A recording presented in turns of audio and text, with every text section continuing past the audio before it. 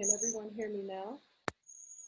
Are you able to hear me clearly now without any reverb? You can just kind of tell me a thumbs up. Yes? Yep. Thank you very much, Baba Dr. Franklin. Yeah, I hear you.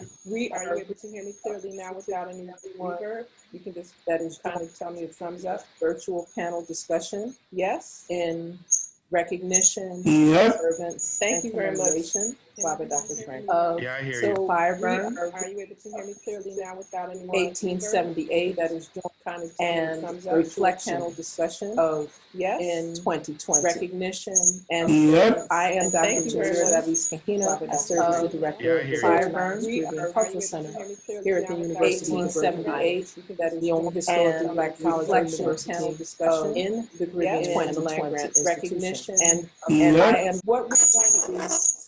So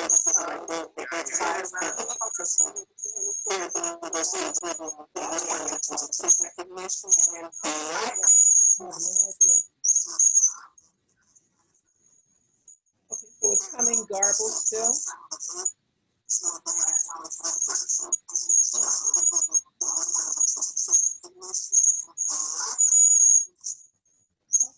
Just give us a second. We're going to figure that out because I'm not 100% sure what just transpired because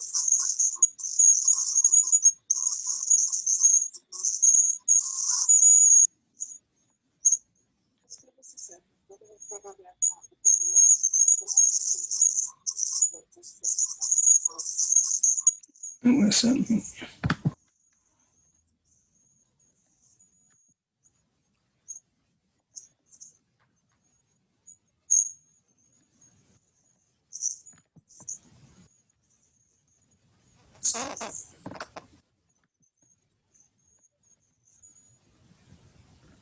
Is it a little better now?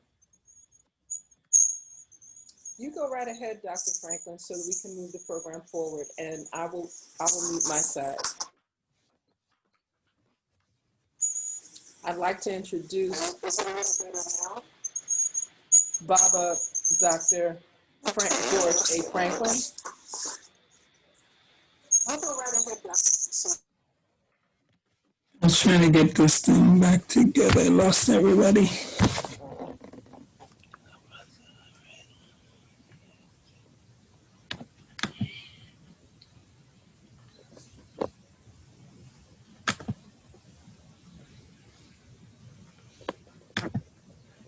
Want to hear me?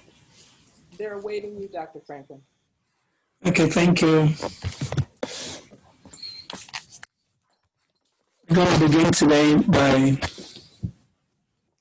calling our ancestors, those living here on earth and those living in eternity, because there is no death in our context. I'm going to ask all our ancestors to come by here, to come by here, to come by there, to come by everywhere, to be here with us. We're going to ask their voice to speak our voice to the Almighty Ra, the Amen Ra. We're going to ask our voice to speak the voice of our ancestors, our angels, those living here and those living elsewhere. Amen Ra. We ask those who are present to ask our voice to the one voice of 1878. Ask those who are present in October 9th, 1778, those who gave their lives and everything. You can ask all those from whatever country they were from, whatever island they were from, all were in one unity, in one union, to bring forth that which is truth, the whole truth and nothing but the truth, that we are all born free. those who let me know that we are not asking for freedom, we're just living our freedom. We ask those who are here with us today, our panelists, we ask for the wisdom, the knowledge, and understanding that the ancestors speak through them, that they be the conduit for the ancestors to speak. And we ask that not our words be spoken, but the ancestors' words be spoken. We ask for those who are hearing our voice in the Virgin Islands, in whatever in the world, that their ears, the hearing ears, be the hearing ears of our ancestors, that our ears not block the truth that is being told, but our ears be the ears that needs to hear the truth. We ask everyone to join in harmony. Kumbaya, my Lord. Kumbaya. Kumbaya, my Lord. Kumbaya. Be with us, our mothers. Be with us, our fathers. Be with us, our sisters, our brothers. Thank you. We just want to thank you for doing your due, for doing what you know is good for us and best for us. And in the name of Ra, our God, we ask this, and the people say amen. Guess so.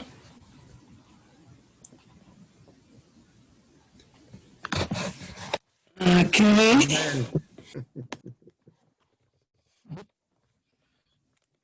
What's going on here? Yep.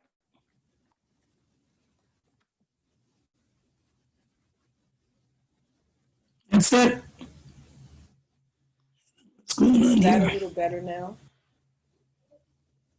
for everyone? I just need a thumbs up so that we're able to be heard clearly. I'm not sure what the distortion was. So is that, I'm hoping that's a little better. I'm still hearing some reverb.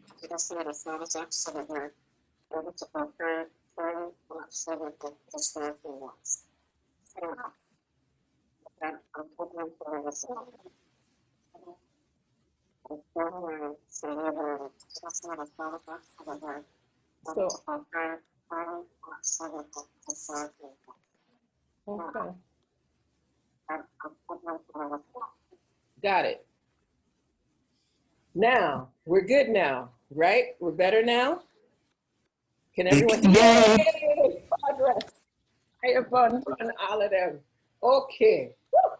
Lots of things with technology. So thank you very much for your patience. As I said earlier, I am Dr. Chenzira Kahina of the Virgin Islands Caribbean Cultural Center here at the University of the Virgin Islands, and I have the pleasure to serve as the moderator for what will be a very epic, very engaging discussion, discourse, reasoning. I first and foremost want to just give thanks for the opening and sharing of Baba, Dr. George A. Franklin, more affectionately and more respectfully known as Dr. Zay Johannes, one of our native sons of St. Croix, Virgin Islands, who is hailing with us, as you say, McCollin from Byron. So we're going to have that opportunity to spend some quality time in terms of learning more about his sharing and reflections for Fiyahbun 1878 and seeing the connections to 2020.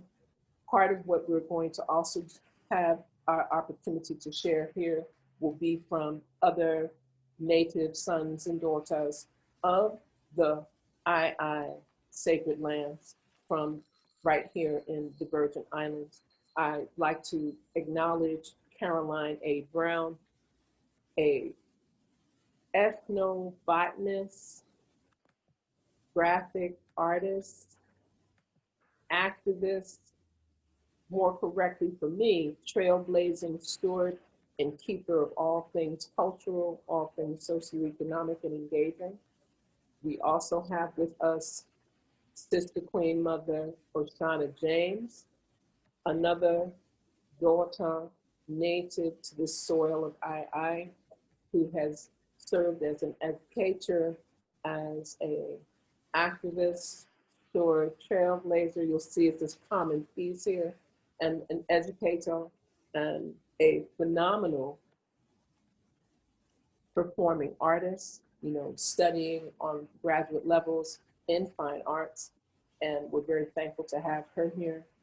We have with us in our, what I consider that Eldress capacity, keeping us on focus and point, Eldress Stephanie Scott Williams, former legislature leader here in the Virgin Islands, and providing that guidance, that elder council focus, so that we speak of more than just the theory and the historiography of Fiyahbun 1878, and we move into what are the things we'll be doing. And it's always difficult to introduce the persons that are close to you. So we have with us K.R. to most, Asar K.R, Herishetapaheru of Ankh Khamniversity, Ankh Institute, Ankh House of Life, a activist, trailblazing story. We will see that most people do not recognize that we cannot speak at this time. And it's been a phenomenal opportunity for us to really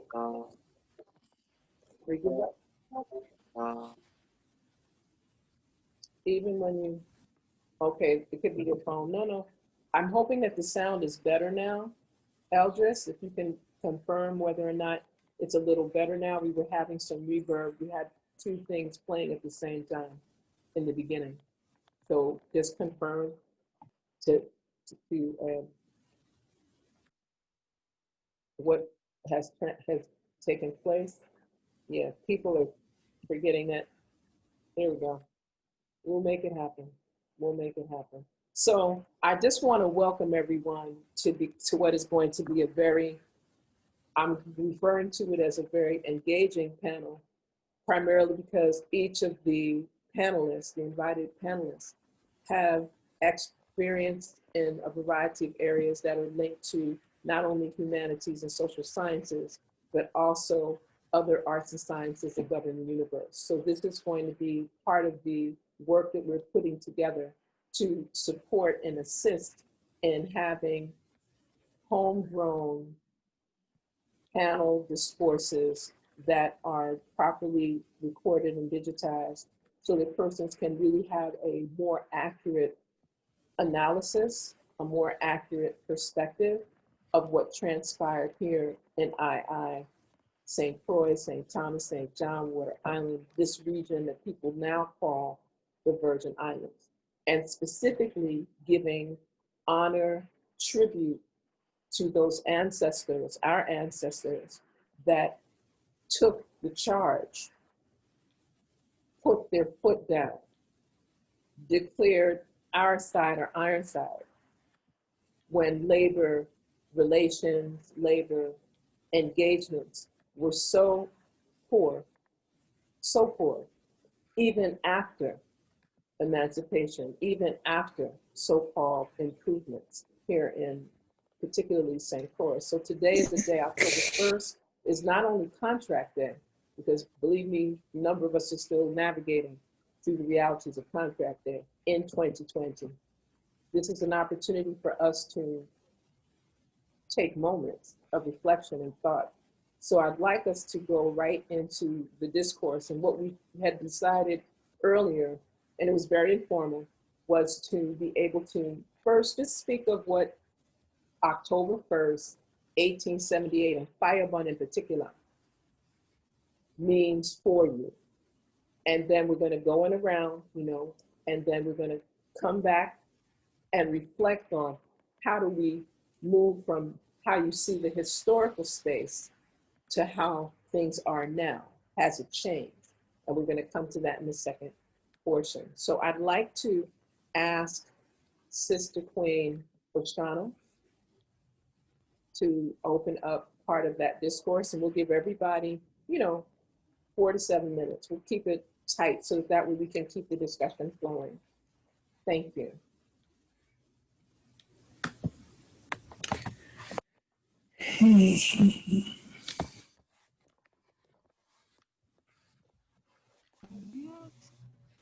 Greetings, everybody. Thank you, Dr. Chen, for inviting me and having that discussion.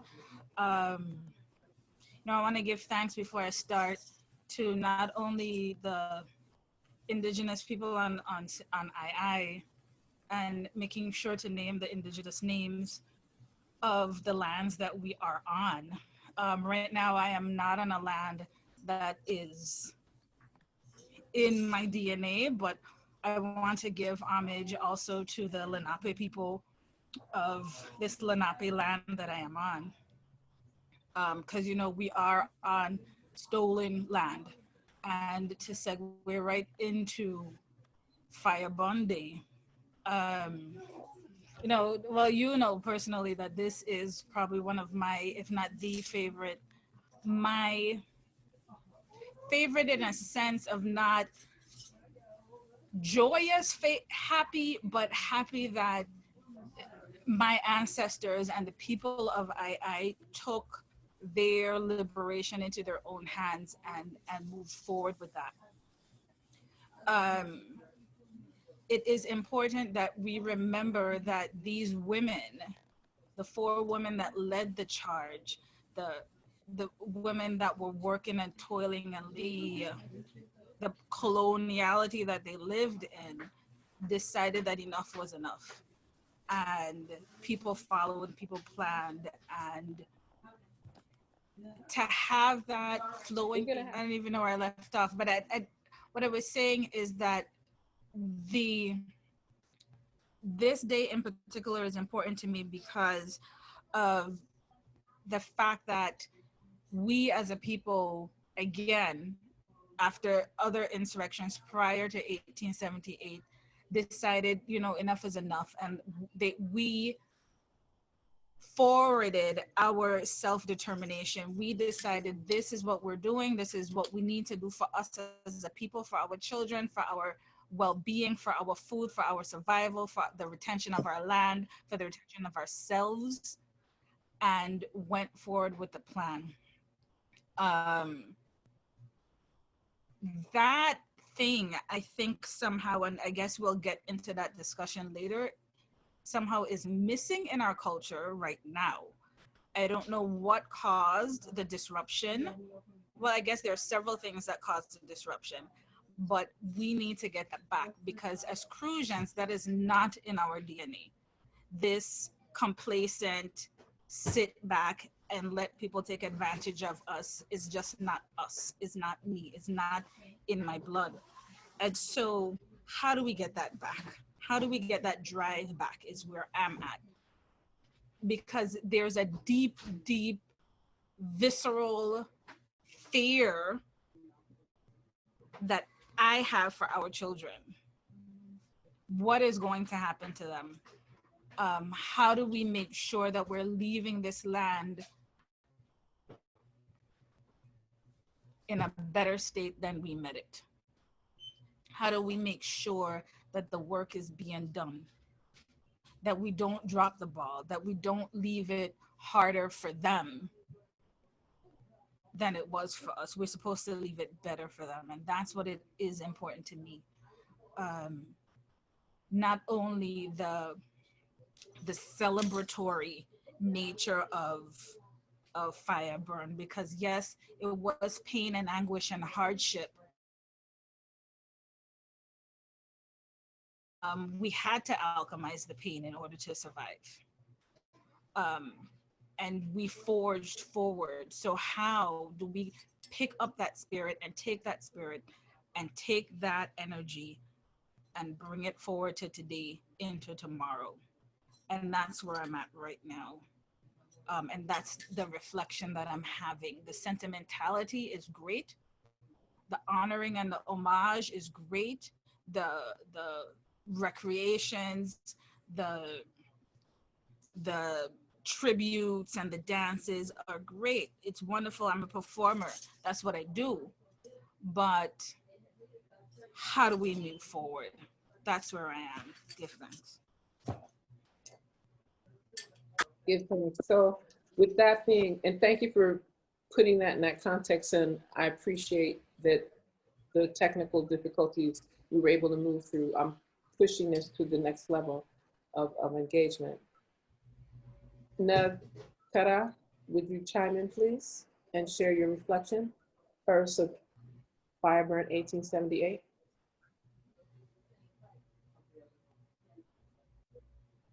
Fiyahbun 1878 always give me a very basic inner drive that our people have demonstrated on occasions that when they saw, felt, and know it was time for them to initiate some form of change, they would make the sacrifice, they would unify, they would do what was necessary, even though at times the odds might have been against them. The sacrifice was made for the betterment of themselves. I see this as an opportunity for us to know that all those insurrections, all those protests, all those uprisings were always a movement to get closer for our people to reclaim the right to self-determination, the right to start to be more independent, and the right to not be under the yoke of a colonial master or a slave master. The right for us to exercise our knowledge and our ability to do for self. And I think that's what we need to get from most of this. That's what I get from it. That's the inspiration I have. That's what motivates me, whether it's in the court, whether it's in the writing of books, whether it's in the talking to our people and trying to motivate them. To me, the important thing is that our ancestors knew that no one but themselves are going to free themselves. And the old question, the old adage, if not us, who? If not now, when? Comes to mind. And I think that we are of an age as a people where we have to start to do for self. And that's the example that the ancestors have left for us. And that women have played a very important and vital role when the men refused to do what they're supposed to do. The woman rose up and took the lead and took the torch and blazed the trail. So if that's the cause that has to be for now, whether it's the woman first or the man first, doesn't matter. But the fact is, we have to do it. That's the message I think the ancestors left with their actions, not talk, but actions. Thank you. Thank you. Sister Queen Caroline.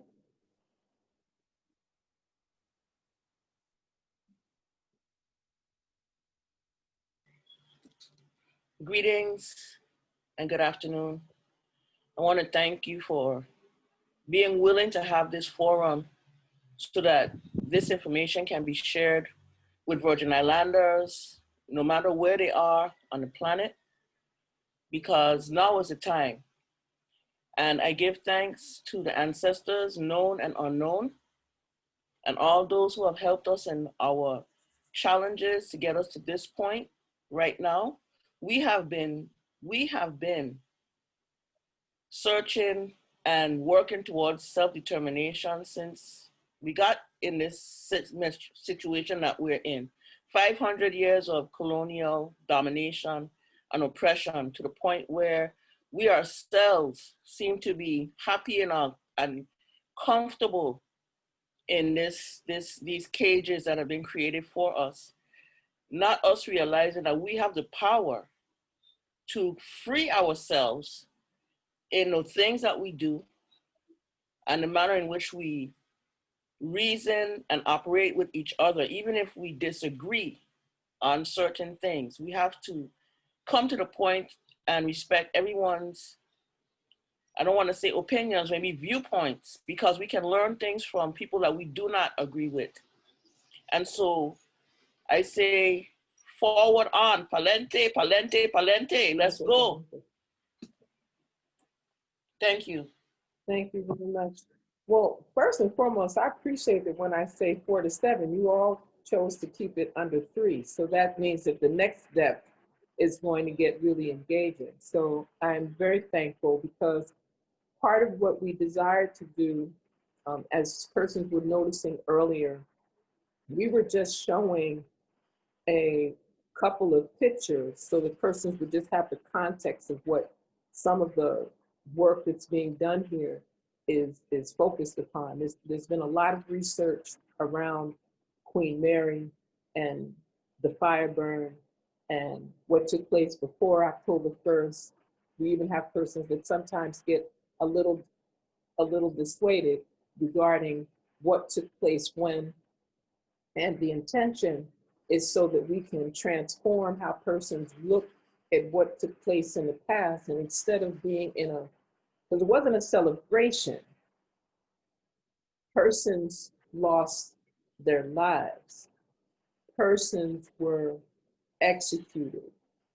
Persons were incarcerated, not only here, but they were incarcerated and taken to Denmark.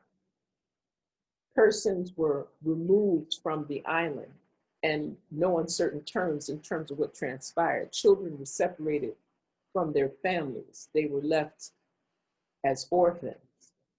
And it created a lot of undue trauma that is still being felt. So part of what we desired to share was the conversation of how do we begin to talk about these things and still offer a scope of engagement when we speak of fire, when we speak of the fire burn, when we refer to what the Danish records and the Danish archives provide in comparison to, or in addition to, what has been passed down through oral tradition by many multi-generational Native, Indigenous, Virgin Islanders, as well as persons throughout the wider Caribbean who have contributed to what took place in the fire burn of 1878. And this has continued on forward. What did this have to do with the Marronage to some, Maroon to others, but to those escaped, enslaved Africans? And what was that fire in their spirit that allowed for them to put their foot down and again cut off all ties with the chaos that was taking place here in St. Croix that was affecting the entire region. So when we go to this next portion, this next round, when we're sharing some pictures, some of these are some of the artwork that is part of collections here. Some of it is just fires that have been symbolically burned on a regular basis right here. Some of these pieces, we're still relearning that there were not only 3 queens. It wasn't only Queen Mary. There were many queens and kings, children, grandparents, aunties, uncles that came together, people, the community came together. So we just wanted persons to be fully aware of that. So you'll see these visuals coming up in the back throughout some of our presentation, just to give context, right? So I will ask, since he was able to rejoin us, Dr. Zay, to give his opening reflections of first fire burn 1878, and then in the next session, in the next section, we will get into more detail on the relevance of 2020. Greetings, Dr. Zay. So everyone, sorry for the interruption.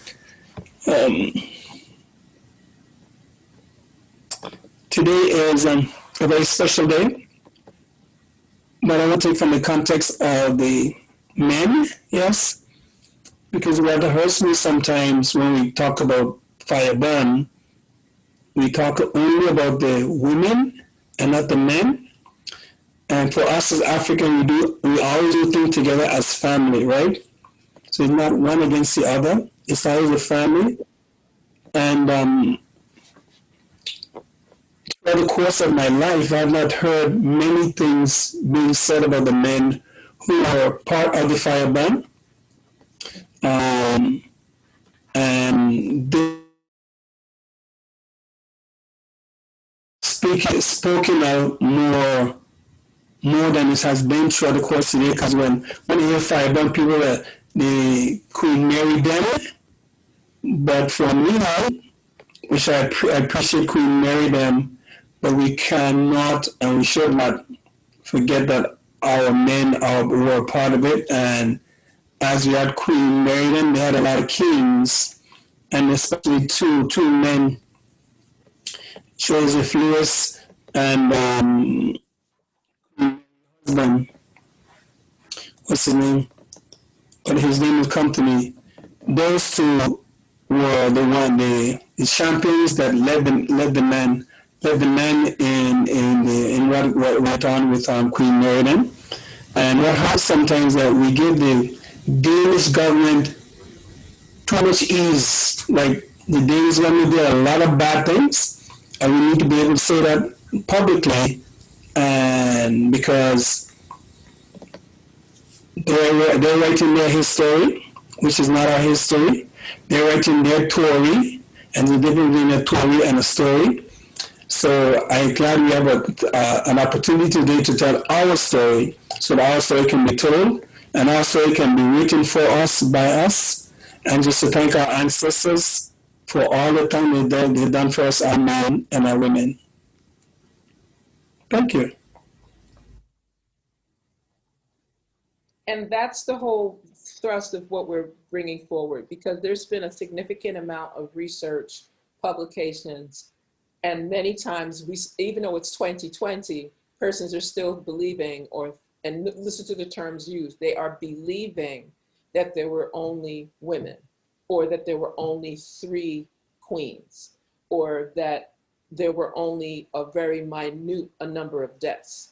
And there are so many other narratives that are coming clear and exposed. You know, we have works by a number of living historians, as well as those that have traversed on into the ancestral realms, that have brought forth a number of researched and well-documented accounts of what transpired before October 1st, what led up to the activities that led to the uprising, the labor riots to some, rebellions to some, revolution to others on October 1st, 1878, and then what transpired the days after that and the years after that, that impacted on activities not only in St. Croix, but throughout the Virgin Islands, throughout the wider Caribbean and the Americas, because there was a lot of activity that took place. So I'd like for us to now just look at a very short excerpt of a piece that we desire to have available, because, and I know that sometimes when we are bringing up some of these conversations and sharing some of these vibrations, some persons may not readily remember or choose to acknowledge some of the ways in which we've been engaged. So I'm going to take a moment and ask that this next round, before we get to this portion around, you know, the details, because a lot of persons expected us to come and just, well, this is what happened September 25th, and this is what happened October 1st, and this is what happened. This is not that type of gathering. This is to speak to what has been resonating in the wider community regarding self-determination, liberation, freedom, revolution, terms that we tend to overlook in these types of conversations. Reparatory justice, reparations, and a host of other realities that were influenced by this very significant uprising of sisters and brothers right here at a particular time during a particular set of circumstances on St. Croix. So I'm going to switch it around a bit, and I'm going to ask this time K.R, if you would speak to some of the other elements that you know around the fire burn of 1878, and actually, are there any similarities that you notice between what was taking place in 1878 and what we're dealing with now in 2020? First of all, did Eldress Stephanie had something to say for the first round?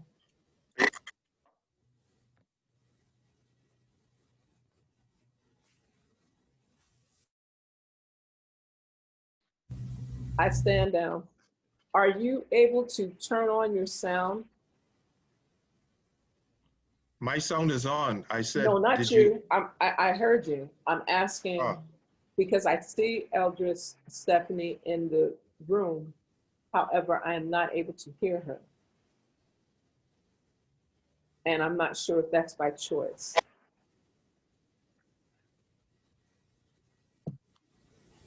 Yes, we are ready for you. Yes.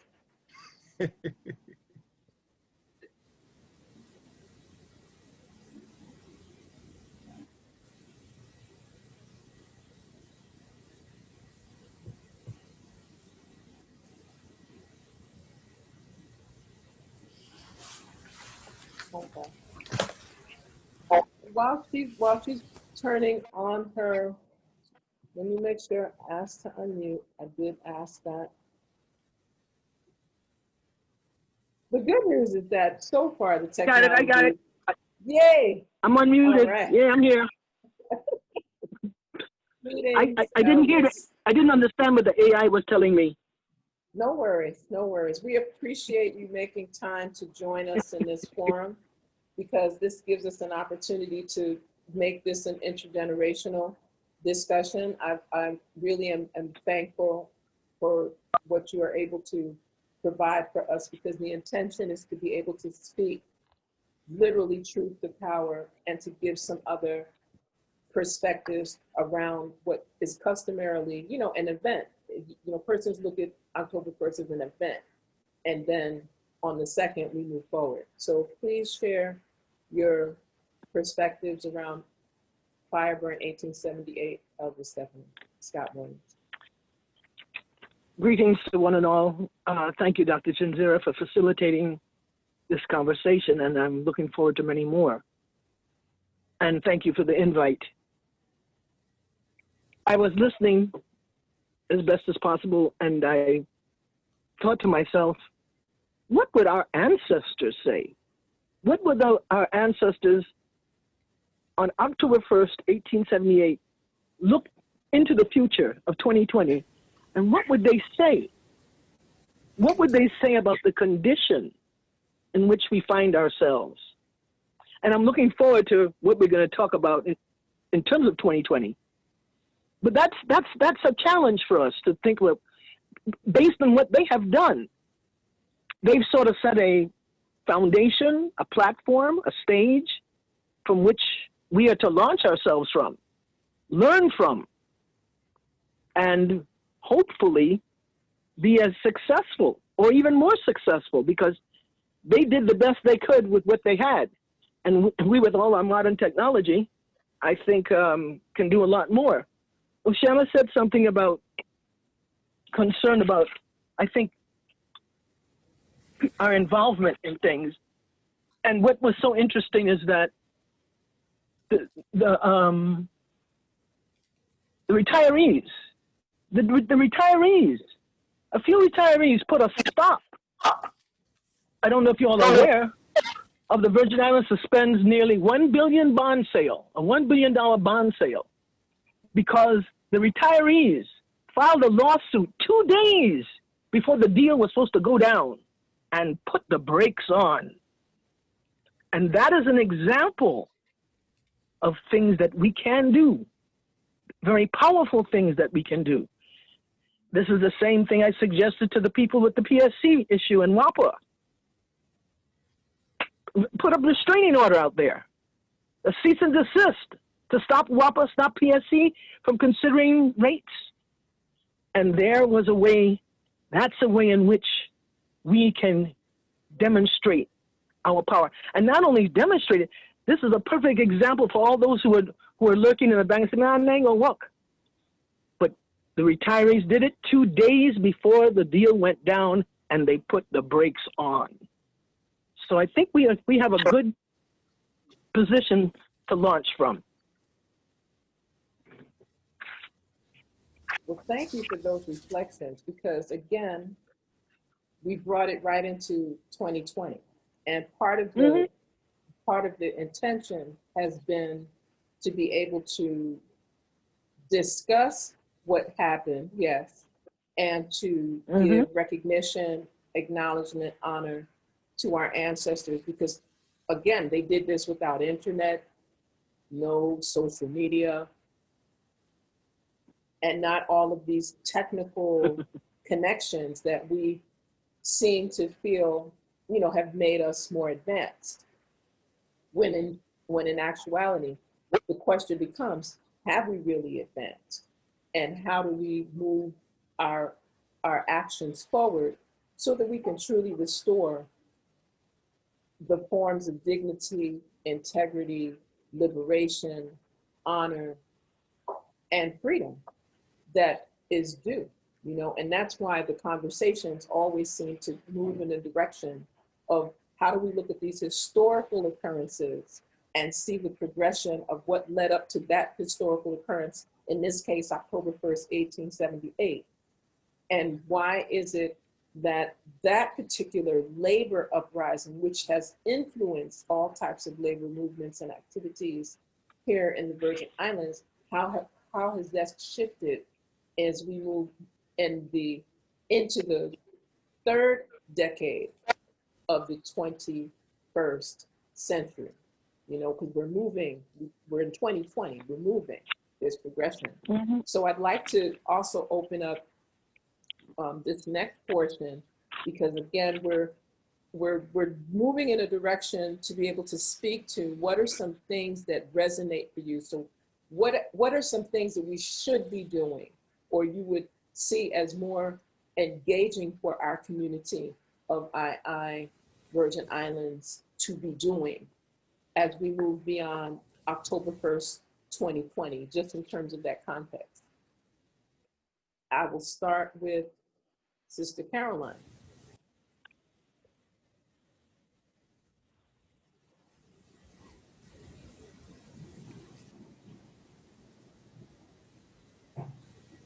Greetings again.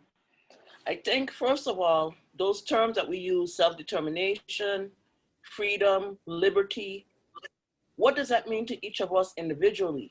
Because if I said I have freedom, does that mean, even though I have freedom to express myself, does it mean I have freedom to also impose my freedom on somebody else that might not be what they want? I think that we have to come personally from where we stand, but where we came from, because the blood of our ancestors flows within us. We have all that genetic material in us to do just the very same things to make change. The thing of it is, are we willing to make the sacrifice that requires in the correct direction? Because when we're talking about now, we have quote unquote representative government, and our representatives vote on measures that do not protect and serve us. And we're dealing with a system that is already corrupt and corrupted. We have plenty of evidence of that. How do we change it? Because if you're telling me that 3,000 ballots went missing back in 2010, I think it was 2010, and we still have not got any clarity as to where those ballots disappeared to, then how do we have confidence that anybody that we say that we are voting for are going to get those votes? Those votes will be counted. So I think that we need to first do some inner reflection and introspection as to what part we play in this. And we have to do it on an individual basis before we can even engage our families or the masses. And this is a very good start, this type of conversation. Because when we are being herded and rushed into doing surveys and polls that are non-binding, that serves us no good. And I will also say that the fires are still burning thanks to the retirees, thanks to the people who have been pushing that we are human beings and we deserve to be treated as such. But we can't say, please, master, treat me like this. No, we cannot. We have to demonstrate that we are capable of managing our own affairs. And the way that it seems to this representative government, it shows that we are not. So that's my takeaway from that right now. I appreciate that, Sister Queen Caroline. And I'll circle back to you, Sister Queen Oceana.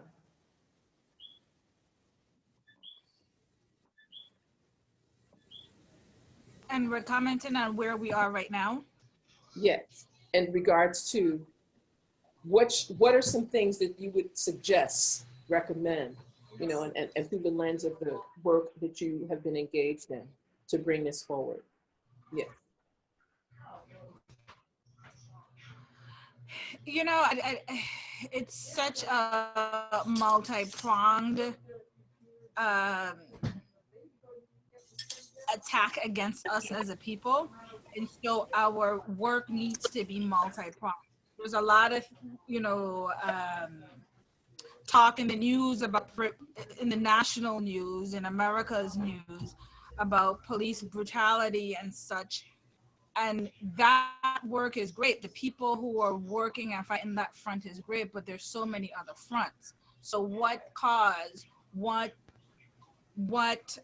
initiative are we going to personally work on? Because everybody can't do everything. So yes, there's police brutality and that needs to be dealt with. What about how we're being attacked as far as environmental racism? Who's leading that front? Who's leading front against our lack of medical care? Who's leading the cause and the fight and the work in our lack of a proper educational system? Who's leading the, you know, the cultural work personally, the retention of culture? And that's where I'm coming in. I do a lot, the other activism, yes, but the cultural activism is where my focus is on. My writing or my dance, as you know, or the community engagement work that I've been doing. So it has to be a multifaceted, multi-pronged effort, because the effort to systematically attack us from all those fronts is going on. So we have to find a way to do those things and as much as we can focus our attention on those things as well, because it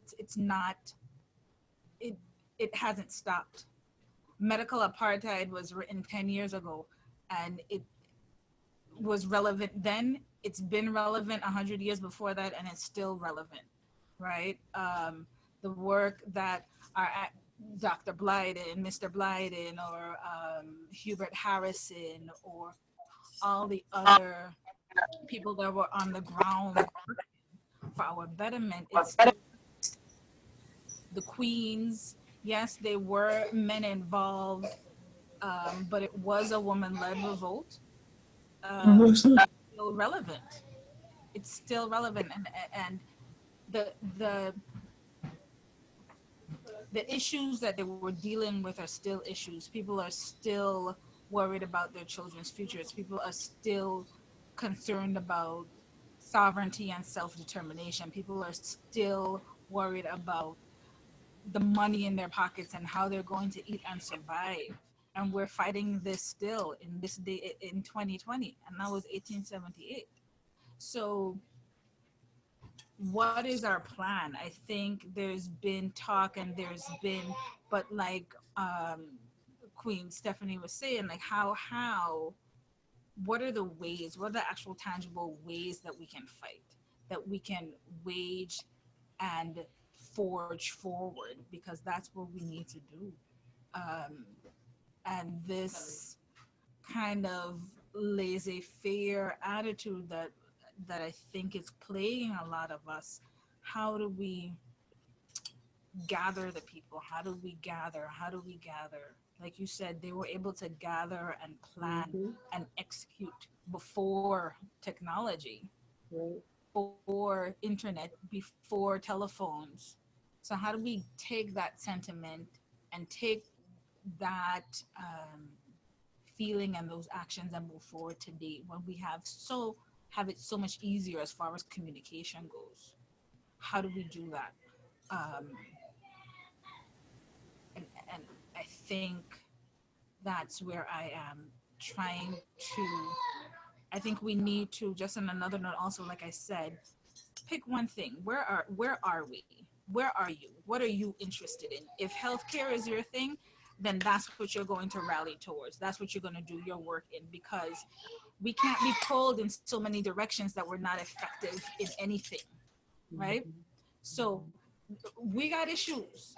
You know, like I was, one of my trips to Denmark, it was interesting. I was, performing, and I found out in Denmark that Denmark is the world's top producer of insulin. So here they are, made their money and their wealth off of sugar production, and they're still making money off of us because of the ill ramifications of sugar, because the insulin is coming from them. Like, how meta is that, right? So how do we deal with that kind of thing? How do we deal with the fact that they're still making money off of our bodies? The Black body has been a moneymaker in this capitalist world since they stole us and brought us over here. To see archives with conversations happening, like literal archives that are hundreds of years old, and these men are writing back and forth about how much pounds per sterling they're going to pay per head for human beings,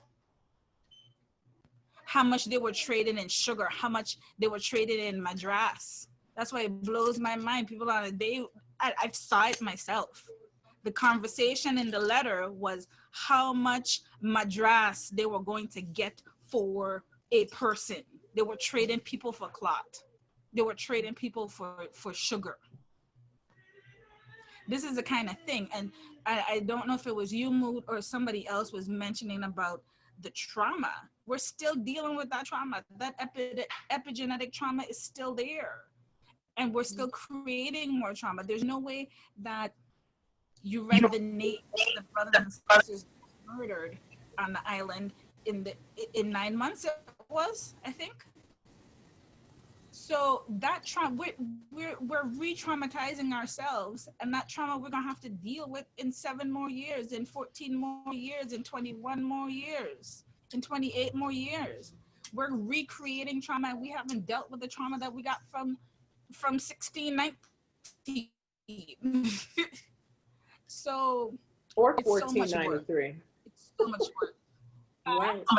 I said or 1493. Exactly. Exactly.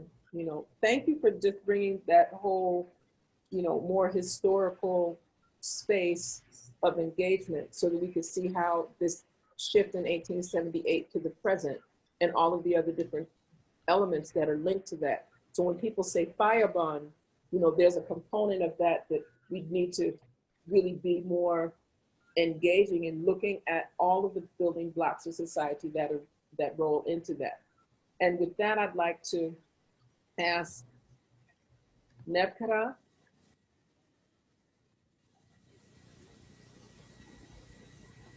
Yes, can you hear me? Yes, we hear you very well. Beautiful. Yes, pleasant greetings again. The wind and the spirit of St. Croix is really acting. The trees are bending while the wind blows and the rain is blowing, so the ancestors are pleased. Where are we? Well, you know, as a realist, one of the things that I really think about when I look at some of the situations we are experiencing today, in the Bokra and the Caucasian or the Danish or the Europeans that are causing some of the major problems we're having right here in the territory. We got people looking like ourselves who are very miseducated, indoctrinated, and are using the political and economic system that exists to now inflict their power and authority as if they're the new masters. And that's a reality that we have to understand. Right. And that is an existing condition that we are facing collectively as a people. The fact that the colonialization of our minds are now the colonizers of our people. In addition to that, there's a reality in terms of our younger generations, amongst especially the young males, that are, you know, butchering one another and causing harm and hurt to many families. And so when we look at the reality of what exists, it's not just the Europeans or the so-called Caucasians, the Wazungus, but it's our own people that are also now inflicting harm, inflicting oppression, and all the other things that we're experiencing.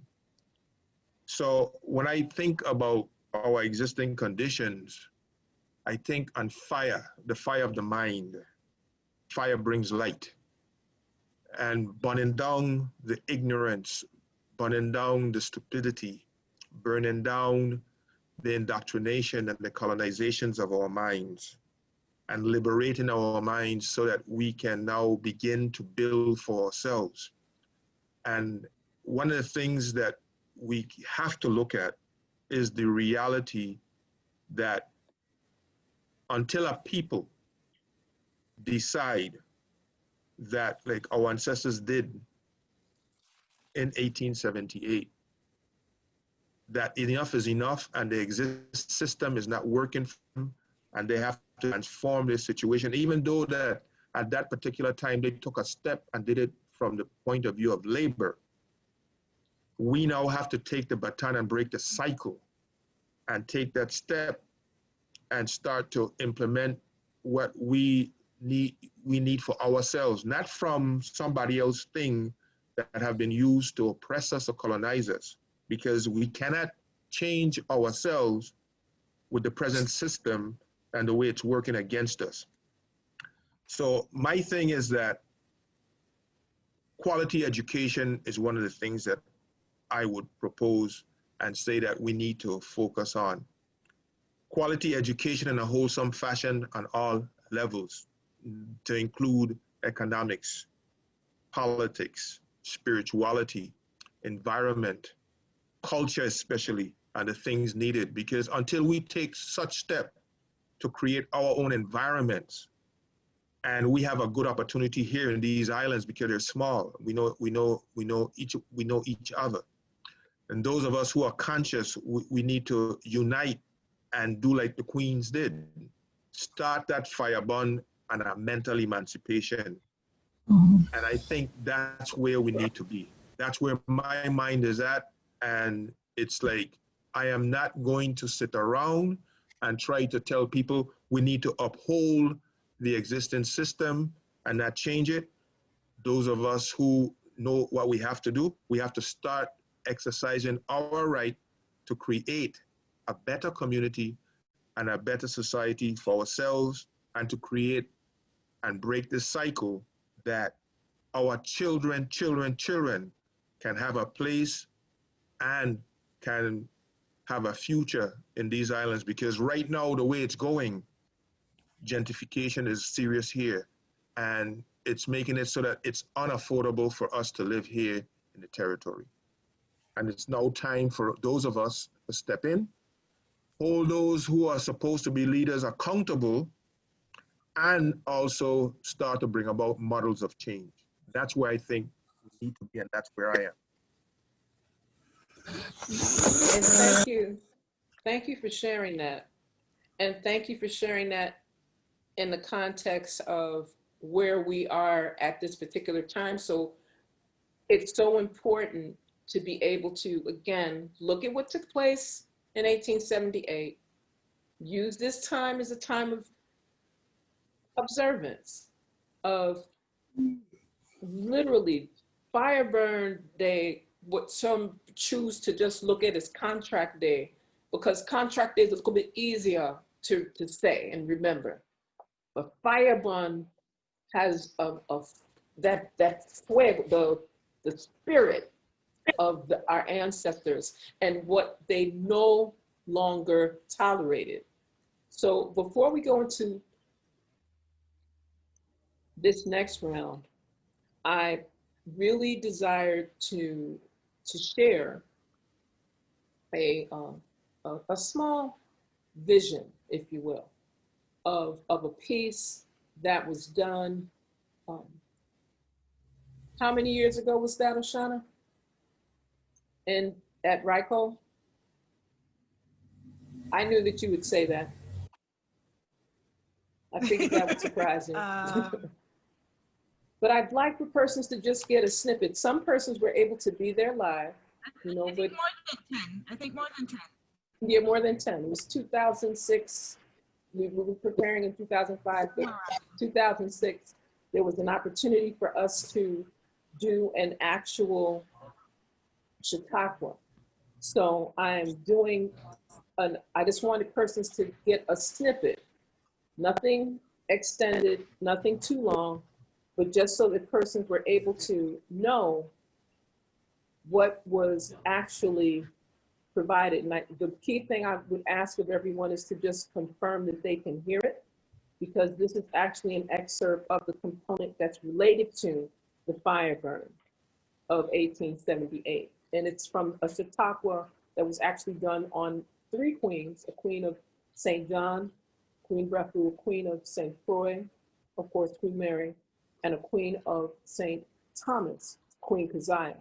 And I just would like the persons to. I'm Queen Mary.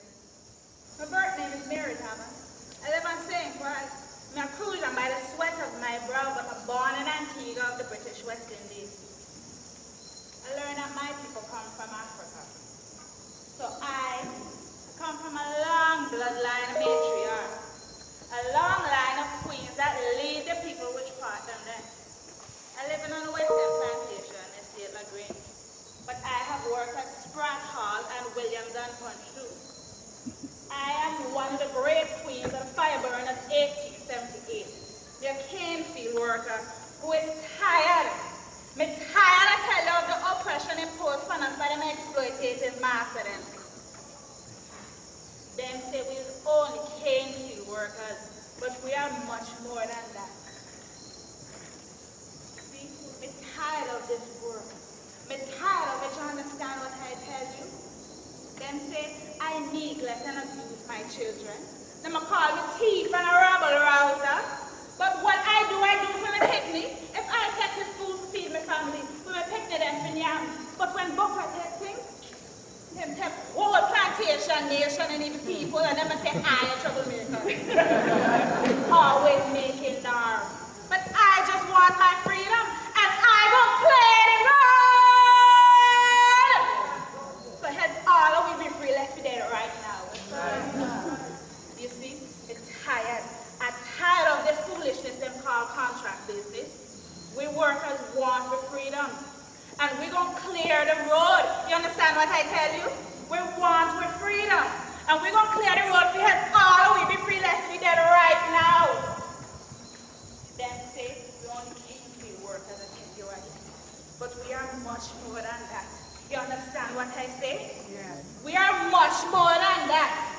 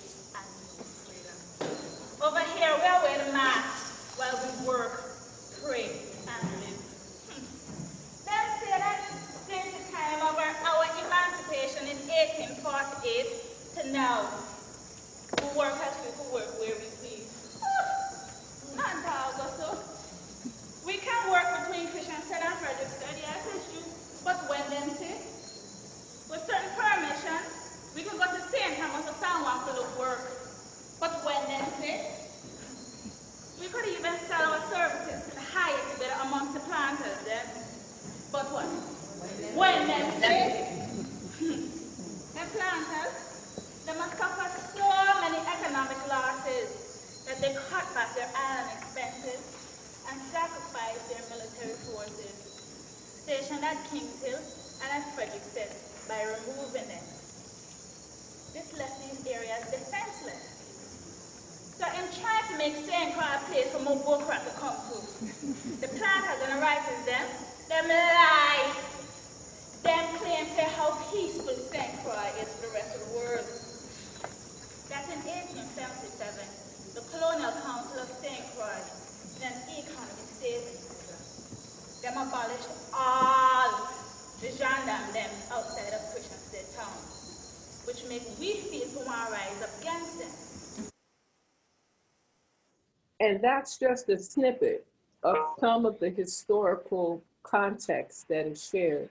I want to extend my continuous thanks to humanities scholar, educator, Oceana James, for just being willing to go on that journey and to share that reflection alongside the others that you saw on the stage, Yahweh David, at that time representing Queen Beverly of St. John's Revolution of 1733, and Sister Queen DaraMonifah Cooper, representing Queen Keziah, who led the first successful nonviolent protest in the Caribbean in St. Thomas on September 12, 1892. So again, you're seeing full circle how this engagement, and again, this particular work was designed so that we could tell these stories, we could teach these stories, we could share these narratives, we could bring these truths so that persons were aware of what took place. Our current question, where do we move from there? What are the things that would help us have that same unity? That's a serious unity to burn down over 1,000 acres of land in one island. That's a serious amount of conviction to stay together and not turncoat, even though some did, on persons as they were making their tribe. Because it wasn't just a walk, it wasn't just a hike, it was a serious revolutionary tribe to come into, to demand freedom, to demand liberty, to demand self-determination, to demand the rights that are due any human being. So before human rights was even a posh engagement, that's what our ancestors were doing on October 1st and the subsequent days after in 1878. The quest was about decreeing liberation, and that word that frightens people sometimes, sovereignty,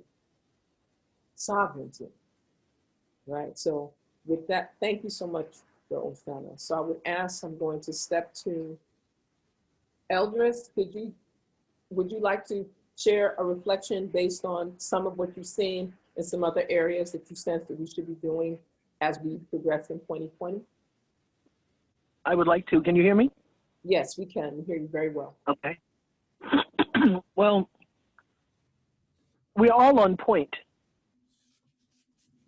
And we have, as Oceana said, it is a very, I would say, large task ahead of us.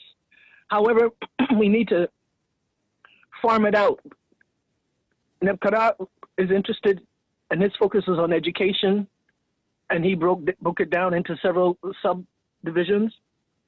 Oceana talked about another area. So I think that we have to, one, what are the priorities that we see are the most important things that we need to address? And to tell you the truth, they all are a priority. That's what's so sad and frightening, because it's overwhelming. But if we break it down into groups of people, individuals, because this fire burn conversation right now is like, I'm to leave from this conversation today with my hot coal to take it and put it into my community or into my home first, and ignite that fire in me and in my family so it can go out into my community. So if we're dealing with education, health, economy, environment, sovereignty, status, constitution, I mean, where does it end? The list doesn't end. It's about a million to-dos. but we have to look at it in terms of what do we see as a priority. And that's going to be a challenge because there are so many pressing issues. So at the end of this conversation, I don't know if we'll be able to, sift it out and determine what the priorities should be. But, excuse me, this conversation is probably just an unraveling of all the stuff that we've had inside of ourselves, so that now that we've regurgitated it all, let's see what's most important. And it goes back to the question. Through the eyes of the ancestors, what would they say to us based on what we are seeing? What would they say to us based on their experience? What can we learn from that and take it into the 21st century?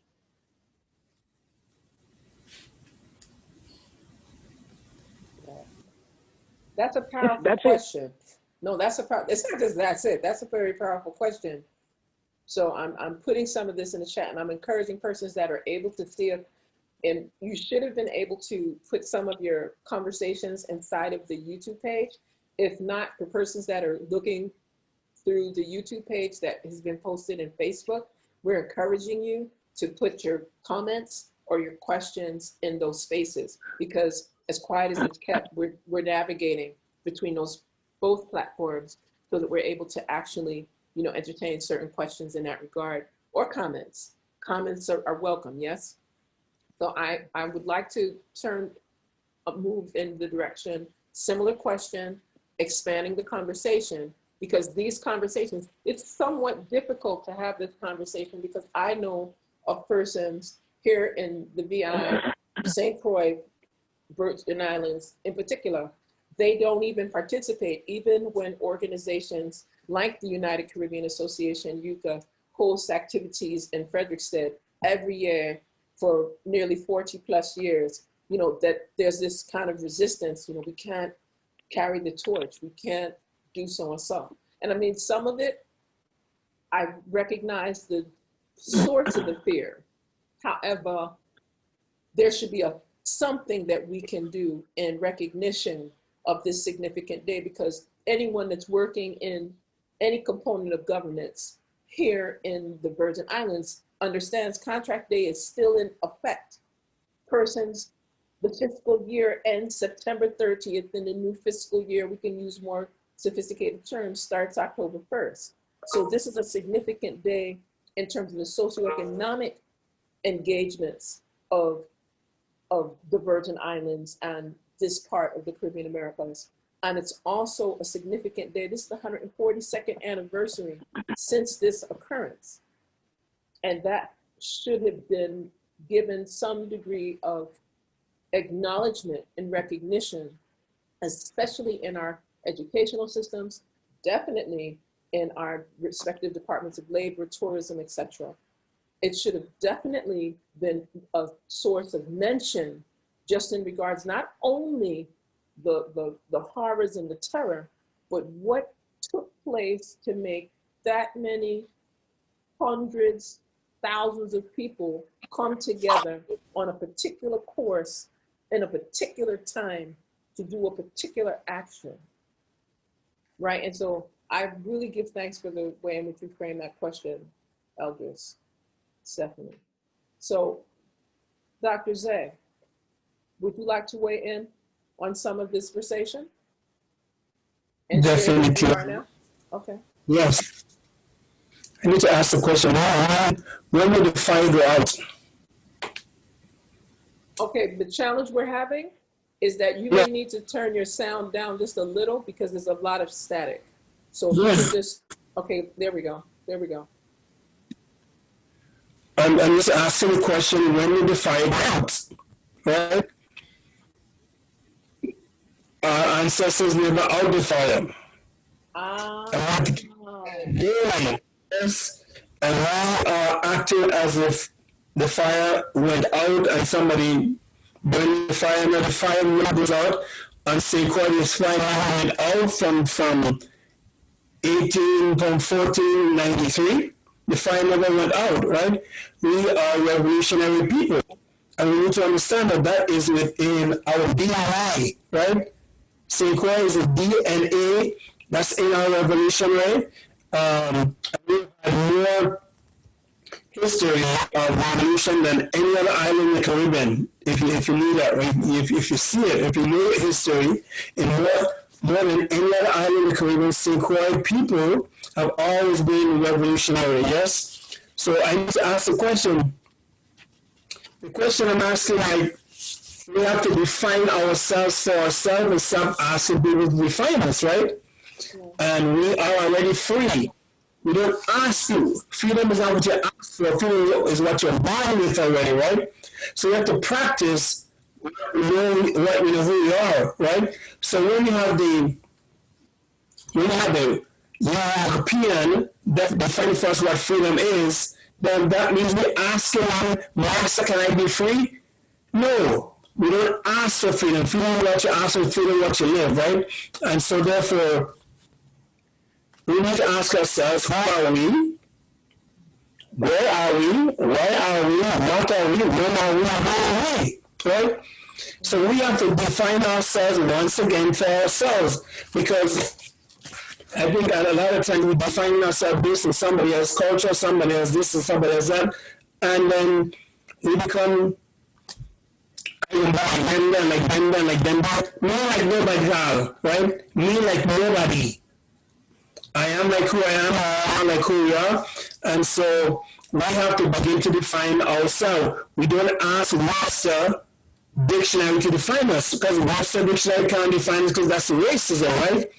We don't ask Webster or whomever, somebody else, to come and write a book and say that's who we are, because a lot of our history that's written is not written by virginalism, not written by African people. And so we are using their definition to define us, and this is killing us little by little, little by little. Even at the University of the Virgin Islands, here at the University of the Virgin Islands, we do not have a degree on their history, right? Not a degree on Caribbean history.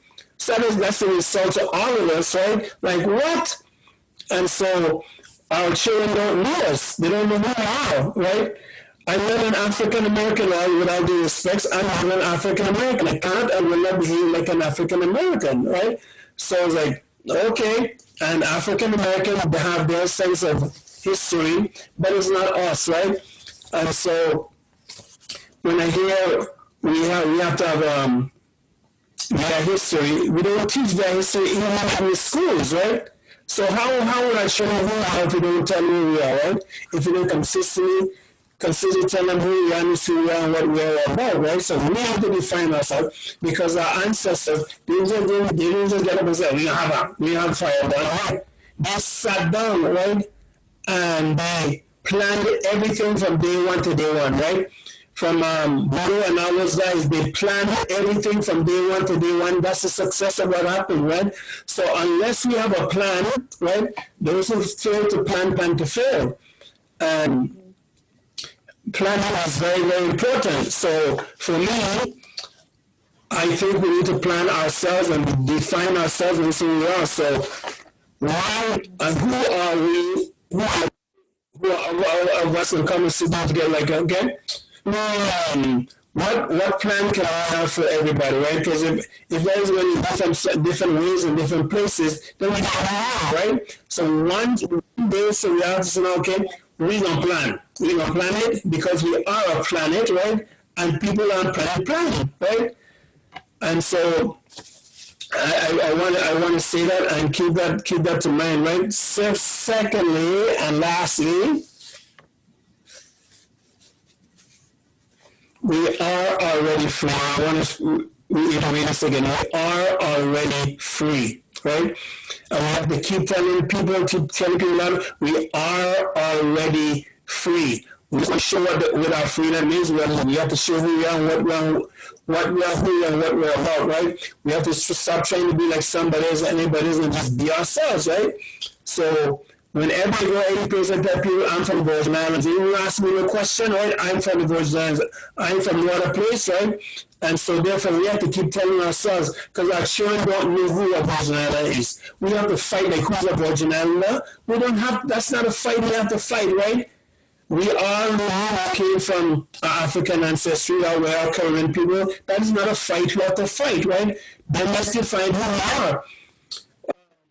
So we come back to the Constitution. We don't have a Constitution. Therefore, again, we are defining ourselves. Somebody else is defining us, right? So we have to come back to the Constitution. This is our Constitution. We're not going to ask, not to ask Washington's Constitution, because Washington people don't know us. And again, they take out what they don't like, right?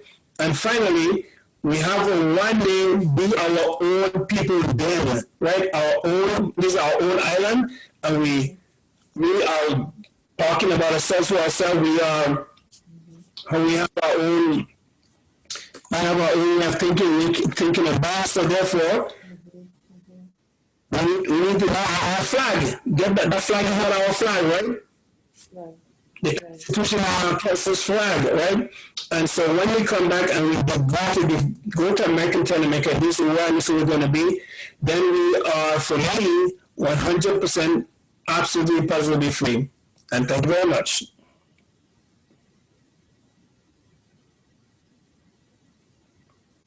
Well, I usually don't get speechless, so I'm keeping the navigation rolling. There's some very powerful commentary that's coming up on the YouTube side, as well as persons that are placing commentary inside of Facebook. And keep in mind that these are comments/questions. So I'd like to highlight, I will withhold names unless people say their name. But some of the comments that were shared in the YouTube network, in short, and I quote, one on the blueprint for organizing being clear in black and white, study groups while you act. Very important, study groups while you act. 2, there are no singular issues. Any issue is connected to multifaceted others. And by developing the skills of organizing and advocacy for social change, we parse out what to do on which issue and when, so that the natural synergy is maximized.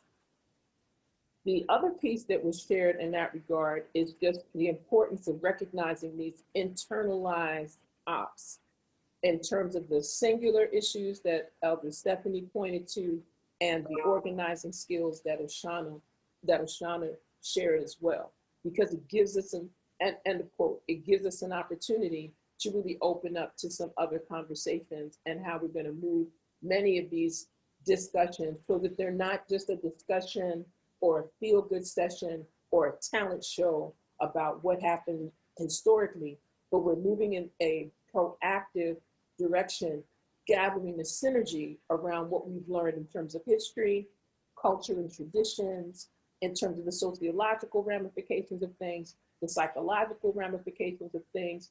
How are we looking at these things through the lens of an anthropologist and or a sociologist and or a medically trained professional?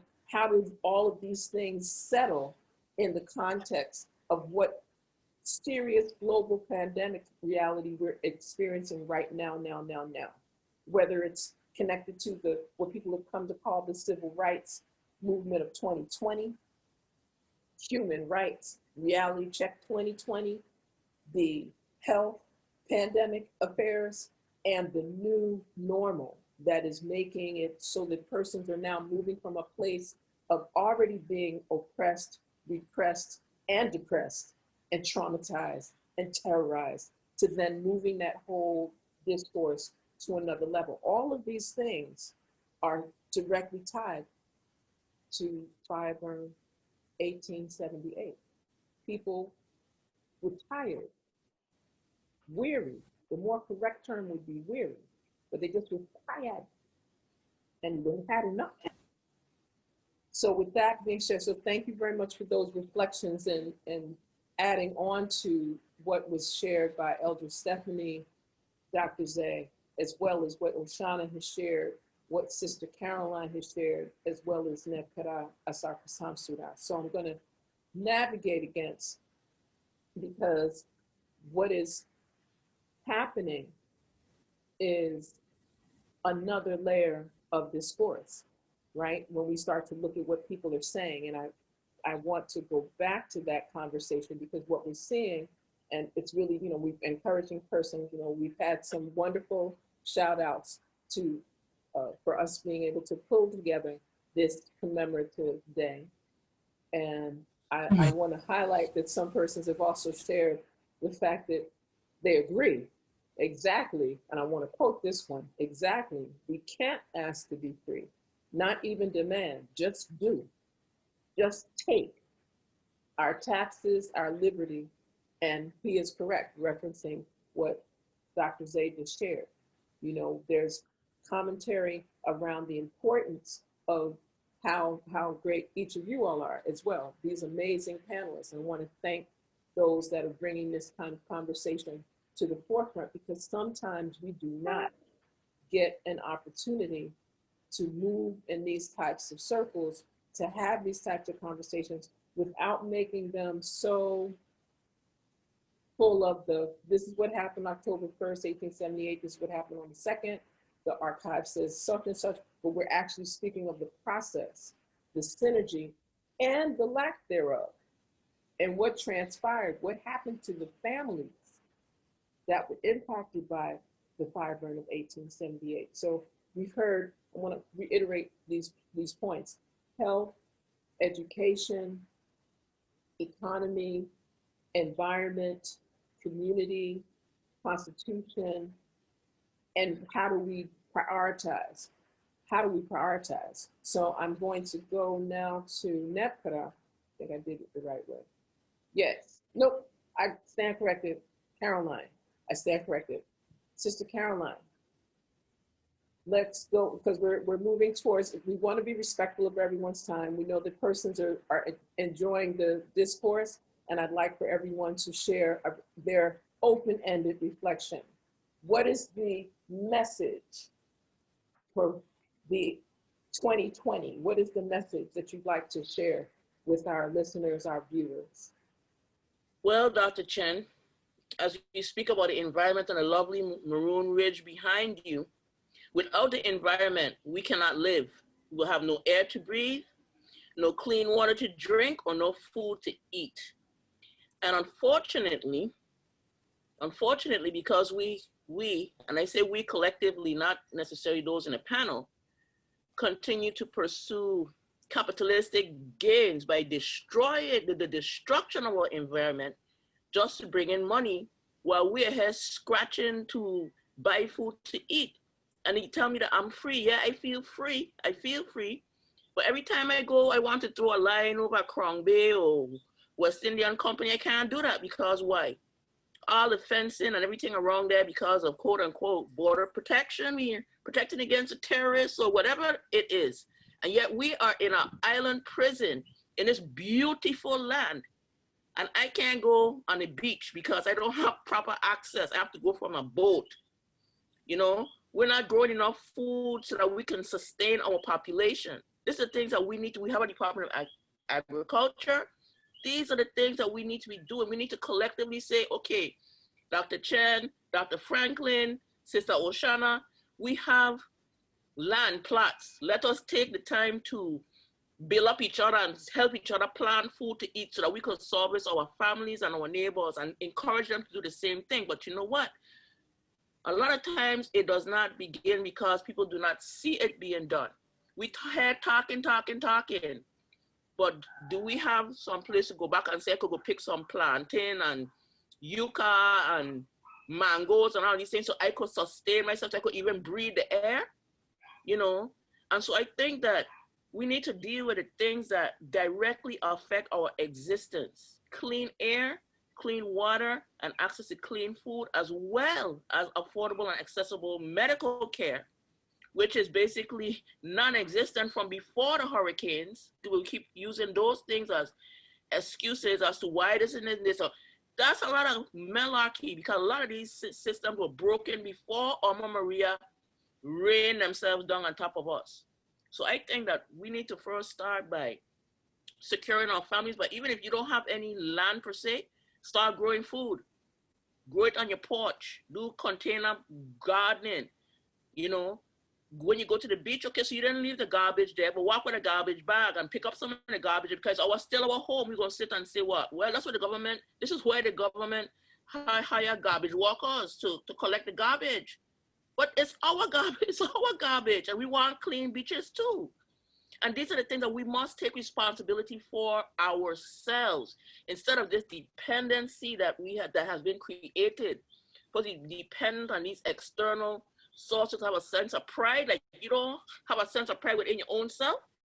We don't know what we need inside ourselves in order to survive outside of the monetary capitalistic movements that we're being herded into, because that's what's happening. Every time we look around, because our situation is such a complex one. I mean, here it is on the international stage, we are considered international. And yet on the US stage, we consider international sometimes, and US when it's convenient, you know? And I'm saying, you know, we talk about the young people and the violence. Where is the conflict resolution? Who is responsible for protecting our borders? Is the Virgin Islands government responsible for protecting our borders? How are those weapons getting in there? We have a gun manufacturing plant here in the Virgin Islands? I think not. And I'm not just saying it because of the external thing. I'm saying that we need to do work within conflict resolution. Yes, we can disagree, but it's the manner in which we do it and how we treat each other. And first, we got to respect each other, because a lot of times we do not do that. And because I don't agree with you now, I got to call you all kind of names and go, blah, blah, blah, blah, blah. Listen, I used to be in a place where a lot of people I didn't agree with. I would not listen to them, kind of I hear nothing out of their mouth. Not realizing I cutting off my own nose, because I can learn something, even if it's just how they move and navigate, so I can know how to get out of their way. But I think that we need to deal with the things that are pertinent to our healthy life and living, so that we could have the clear focus to do the things that we need to tackle: status, tackle constitutions, tackle education. But we have to have clear minds, healthy minds and bodies in order to pursue and move these things on. And all of these things require sacrifice. Even if you don't do anything, you're still sacrificing something. Thank you.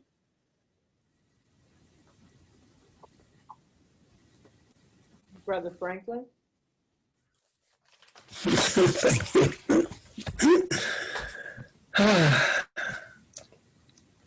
One thing I always say, that clarity is power, yes?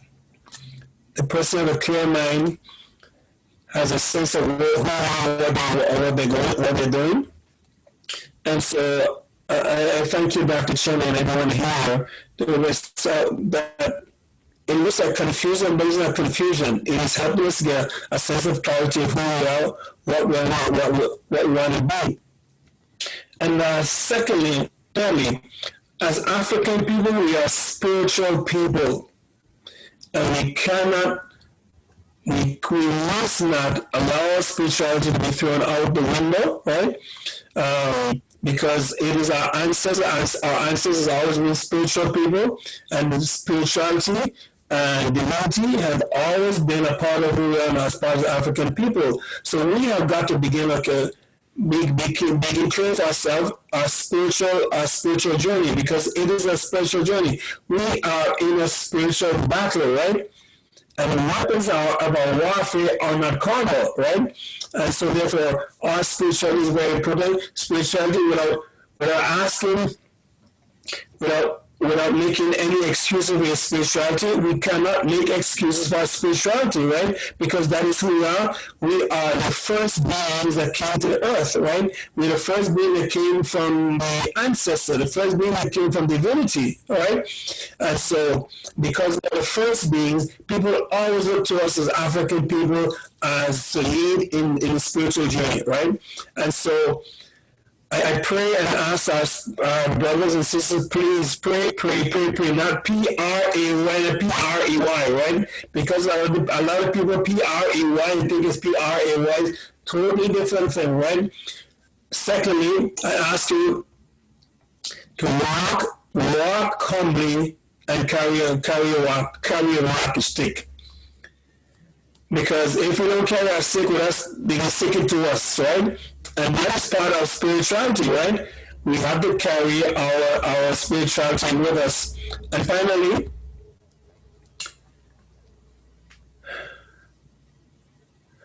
let our people know that you are who you are and that you are the best of who we are. So in everything that we're doing, we always have to say, okay, let us pray. Before, as we began here today, let us pray, right? And we end, let us pray. And again, let us pray, because our clarity is going to give us wisdom. And wisdom came with who we are. We are the smartest people on the face of the earth, right? We are the wisest people on the face of the earth. We've been tested, tried, and true, and we are improving ourselves, right? And so I want to thank everybody. I want to thank you for your prayers. I want to thank you for helping us to stay together as with our spiritual bond and bondedness. And please, thank you. Thank you for all your prayers, and thanks for everything. Amen. Amen. Give thanks.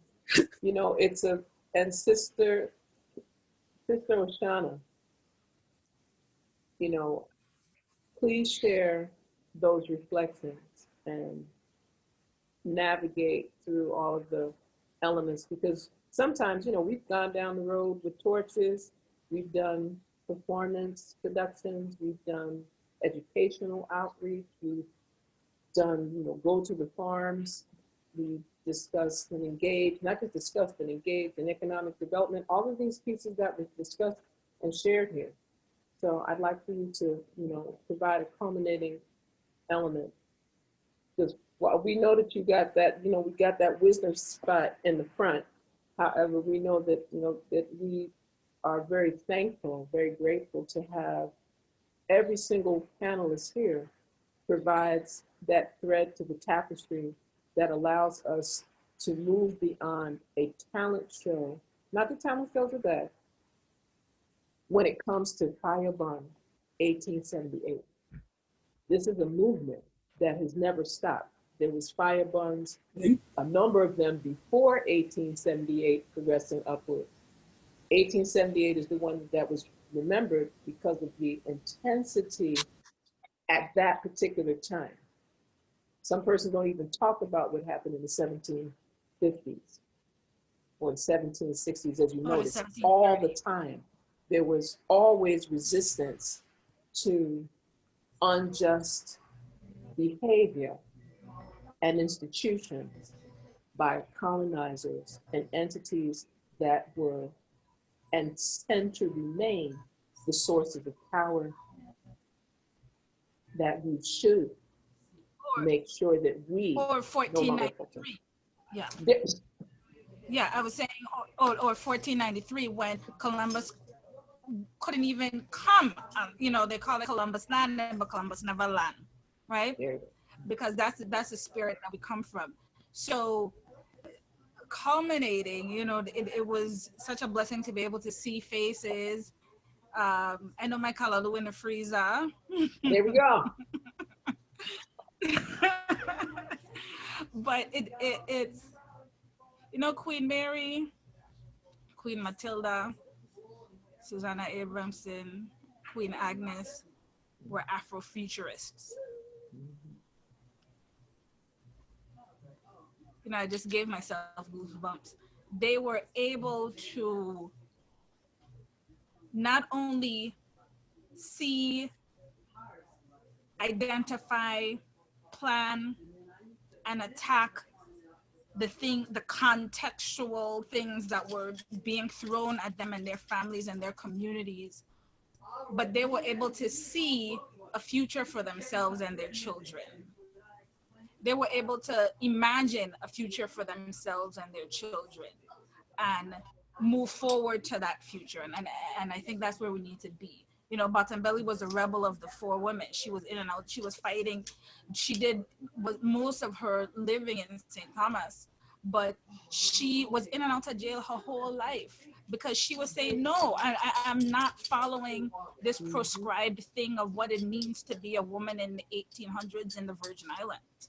I'm not living under your rules and regulations because that are arbitrary just because you think you are in charge of me. You're not in charge of me, I'm in charge of me. And she fought the system. The Queen, Bottom Belly died in prison. So how do we, what do I want to leave this panel with? How do we fight the fight, but still be able to imagine ourselves in the future? A couple of summers ago, I was at Chat doing a workshop with some children, and I asked them, like, do you see sci-fi movies with Black people in them? Not really. And that was a blessing of the Black Panther, because we were in a future that children could see them. So the children had a hard time imagining themselves in the future. So how do we, yes, find the cause, work, fight the fight, but still imagine ourselves, imagine a world that we are in and participating in and thriving and in self-determination and sovereign and growing our own foods, clean water and clean food and land, like Mama Stephanie said, is not a privilege. We have a right to the land. We have a right to clean water. We have a right to clean food. It's not something that we should have to beg for. Right now on St. Croix, you could turn on the tap and it's brown water coming out from Wapa. That's ridiculous. Children in Flint are still being poisoned. That's ridiculous. We still have food deserts here in New York where people can't buy a decent piece of fruit that's affordable. Right now, we have indigenous people from the southern part of the Americas coming into America to pick oranges, to pick fruit in the midst of the fires in California, just so we can have the privilege of eating an orange in the middle of December, right? So how do we imagine a world where, like Barbara Franklin said, where we are free because we are? And how do we forge forward and make that a reality and create that realities? I think the first step is being able to imagine that. And because colonialism is what it is, a lot of us have lost that ability. And reclamation is where I am. And that's part of the work that I do as an artist, is this reclamation, being able to imagine and show ourselves in a way that we forgot that we are intrinsically, that we are naturally. Environmentalism, I spoke about before, some of us think is a white people thing, but we were the first environmentalists. We understood that the tree gave us food, but we understood that there is spirit in the tree. We understood, we buried navels under trees. We planned insurrections under trees. We had celebrations under trees. So we understood the importance of the tree. We understood the importance of keeping our waters clean. And to give that power to people that can't even see us as human beings is not us. So how do we remember that? And remember, how do we put it back together? And that's what I want to leave it. Ashe, thank you. Ashe, thank you for that. Sister Caroline, you should just go right ahead and share that.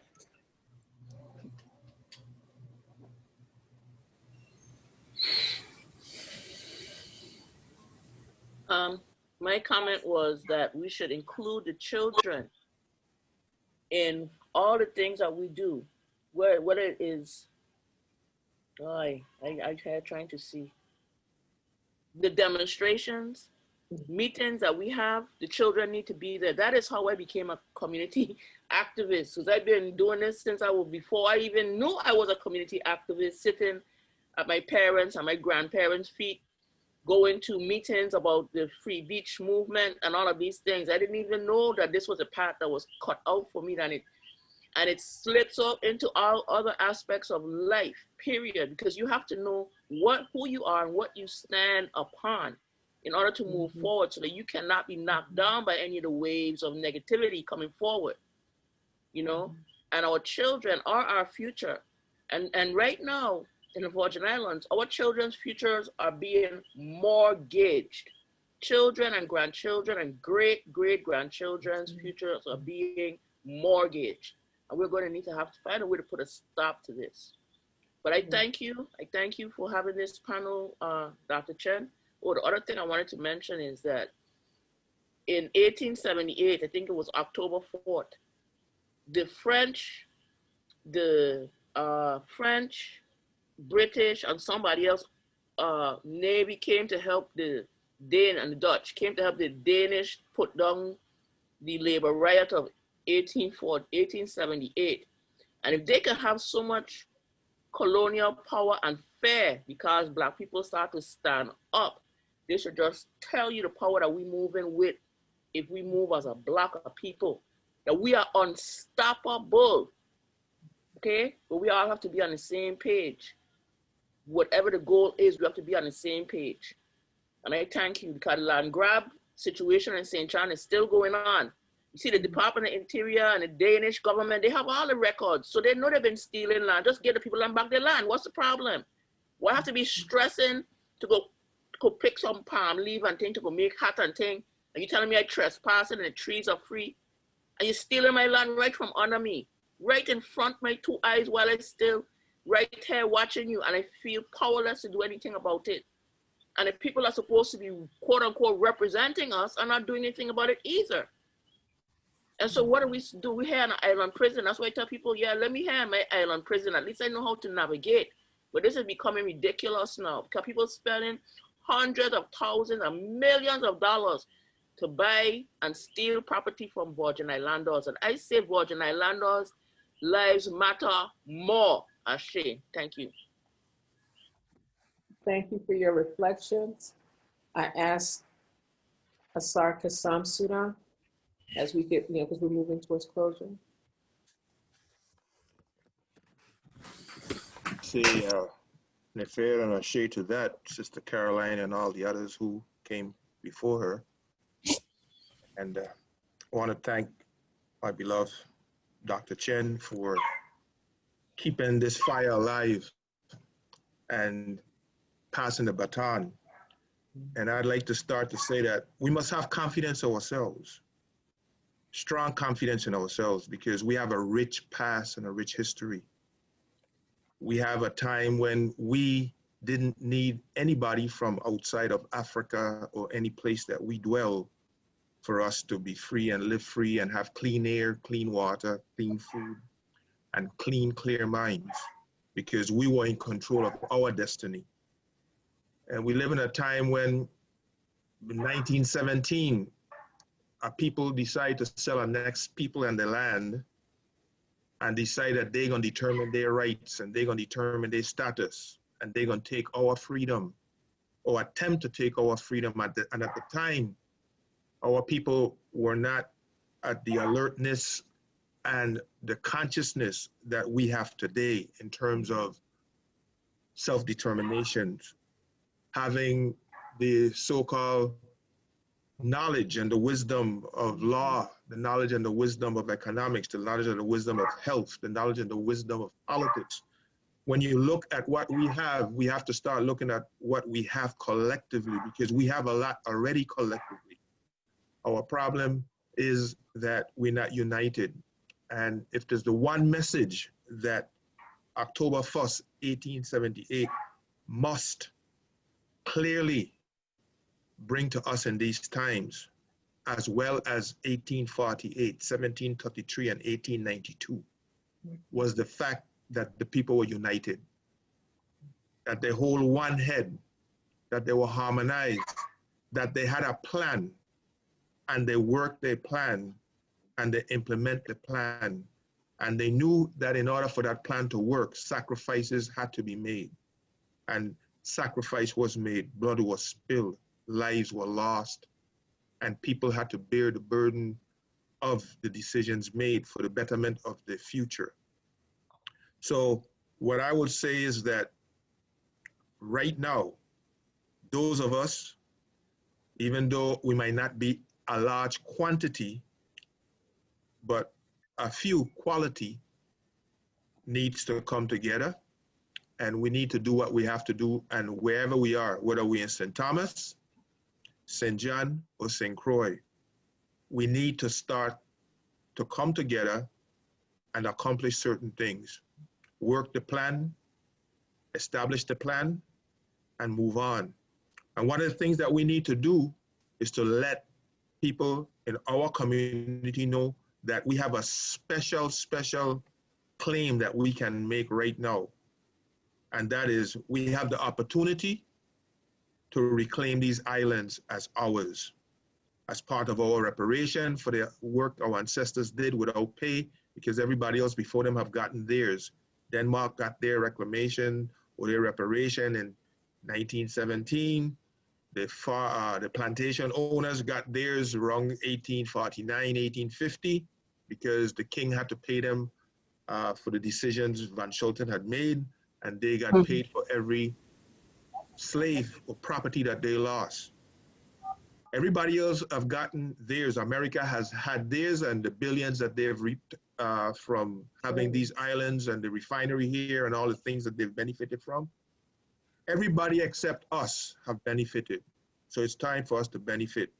And we must know and have confidence in ourselves that we have the ability to unify, to plan, and to execute a plan. To plan is to make sure that you're providing for a future for yourselves and your loved ones and your children.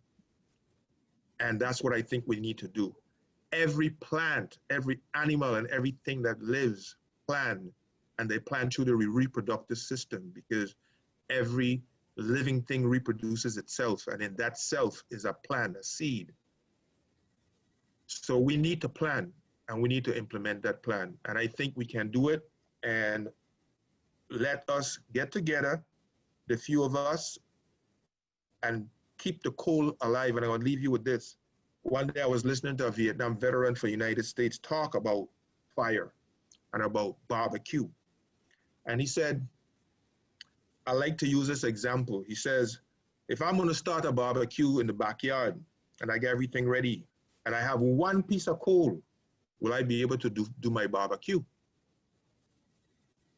I don't think you'll be able to do it with one piece of coal. But he says, if I have a bag of coal and I put all that bag of coal in my container and I light those coal, all those coal together will be able to allow me the fire to cook.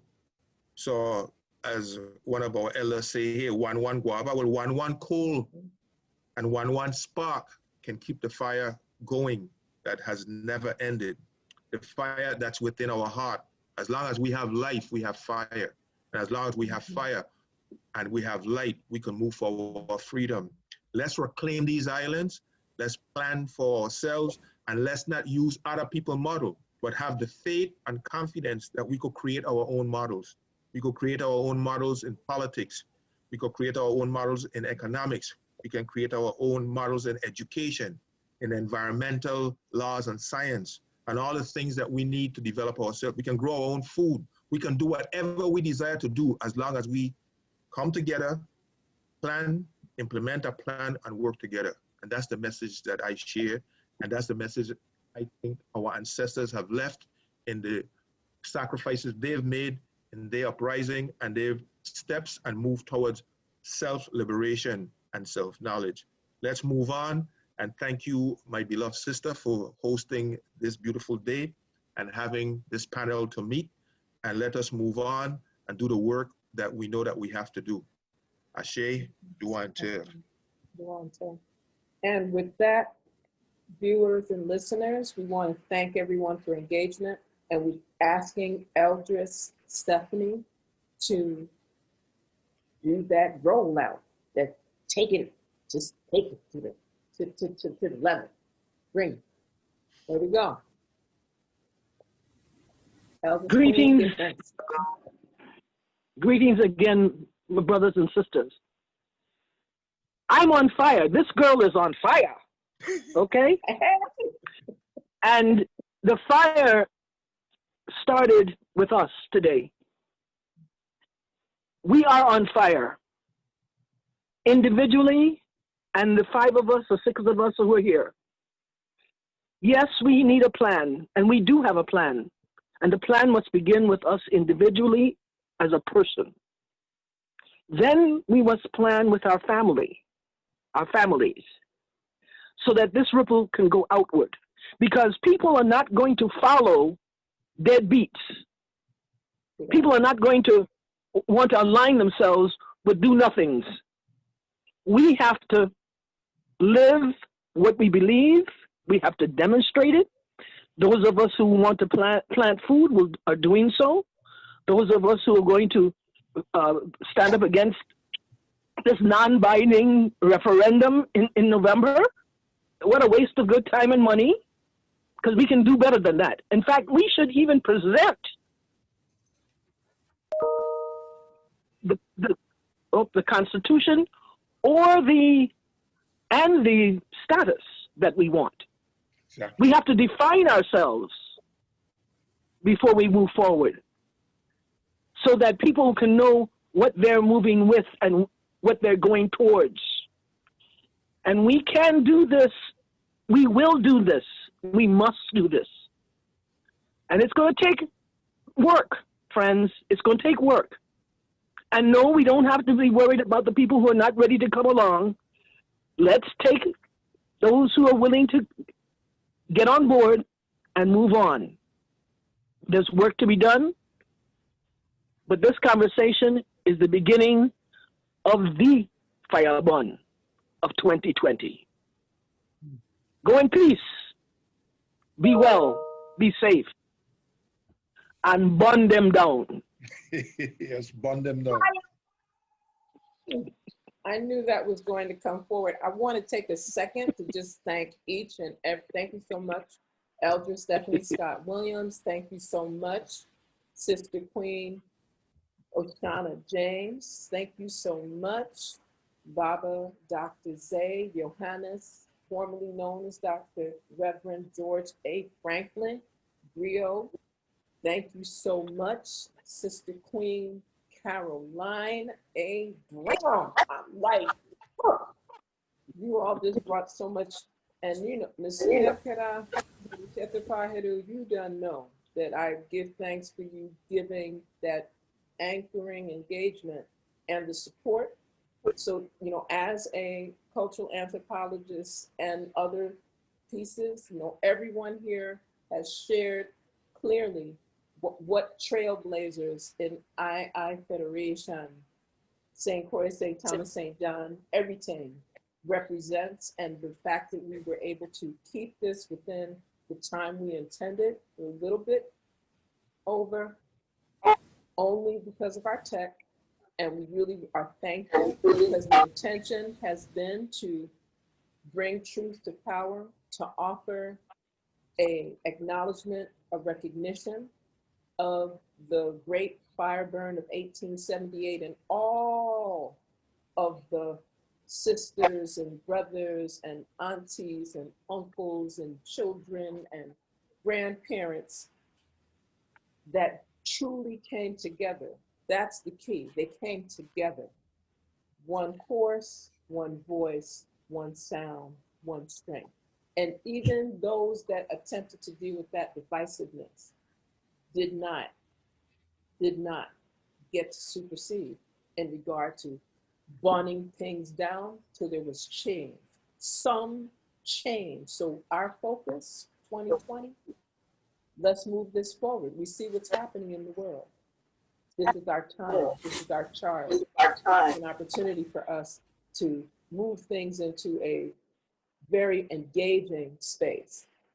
So again, I give thanks to all of the panelists, to all the listeners and viewers, those that get an opportunity to share reflections and comments, willing to be part of the Reflections 2020. Make sure that you share your reflection, share your suggestion, join with us as we move forward with unity towards self-determination, liberation, and much, much more. Engage in the study, because being engaged in the study demands that we're engaged in the work. And when we're doing, then we truly will see the benefits of all that is ours and truly ours. So may we do this so that we can restore truth, justice, order, reciprocity, balance, divine harmony, and righteousness in our work and our intention, and ancestral feminine principle, Ma'at. And may we also remember the wisdom and the intelligence, the divine intelligence that balances that alongside that ancestral masculine principle of Chihuti. And there's many more portions for us to share. We're looking forward to the next gathering. We would like to encourage persons to stay and just kind of observe some of the collections. We're showing a small snippet of collections that are here at the VICCC, but we definitely would like persons to tune in and hear. This one is for my ancestors. And just take a moment of reflection. I feel them on my shoulder.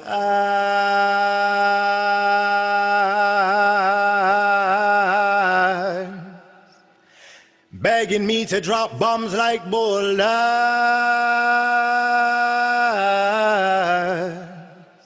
as a cultural molder. They insist that I use my gifts as a lyricist to bear witness to the past, present, and future of African greatness, and always place emphasis on the beauty of blackness. I never digress into the common connotation of my color with slackness. Tell the people the truth, not petty myths like Loch Ness. Direct them to the proof of an African genesis and be a portal through which they can access the inner emperor and the inner empress. Cause it's the duty of every man and every woman to manifest God in flesh. So we honor the body, the Ori, and the Ruach Kodesh. We say Hetep Shalom, Assalamu Alaikum, Jah bless cause. This poem and all the rest are for the ancestors.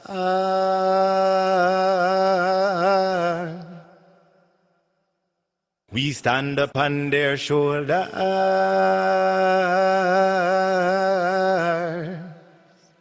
So rise, you African sons and daughters. Let me bust the seal files and folders.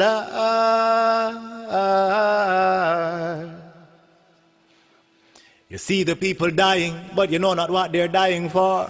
You hear the children crying, but you know not what they're crying for. You tell me that you're trying, but you know not what you're trying for. How can we win the war if you know not what you're fighting for? You want to see more clearly, but your vision don't stretch very far. Get your head out of the clouds so you can see beyond the stars. Embrace Venus and plant your feet on Mars. Your mind should span galaxies, but you keep it locked behind bars. It's time to get grounded in the tradition which our ancestors founded. Every time we left it out, we tend to get pounded. By European ideology, we are confounded. But hearken your ear so you can hear when the echo bell has sounded. And have no fear, cause we are always surrounded by the ancestors.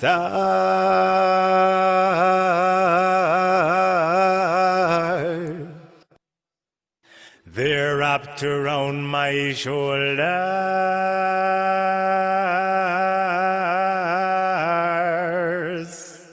And even when times get bad and cold, them's the times we get bad and bold.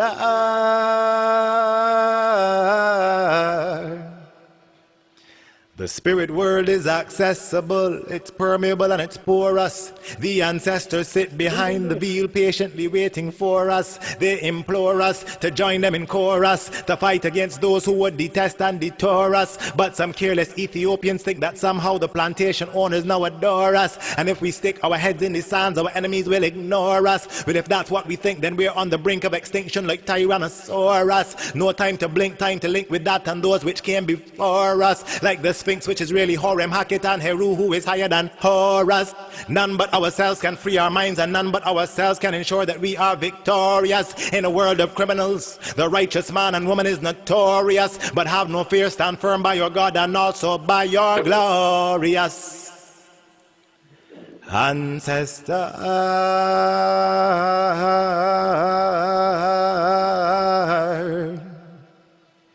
Our shoulders are their shoulders.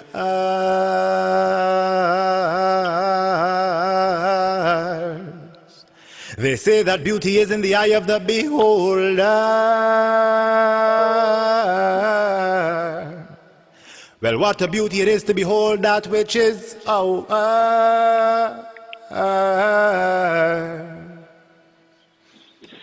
They insist that I use my gifts as a lyricist to bear witness to the past, present, and future of African greatness, and always place emphasis on the beauty of blackness and never the garrison to the common connotations of my color with slackness. Tell the people the truth, not petty myths like Loch Ness. Direct them to the proof of an African genesis and be a portal to which they can access the inner emperor and the inner empress. Cause it's the duty of every man and every woman to manifest God in flesh. So we honor the Badaka, the Ori, and the Ruach Kodesh. We say Hetep Shalom, Assalamu Alaikum, Jah bless cause. This poem and all the rest are for the ancestors.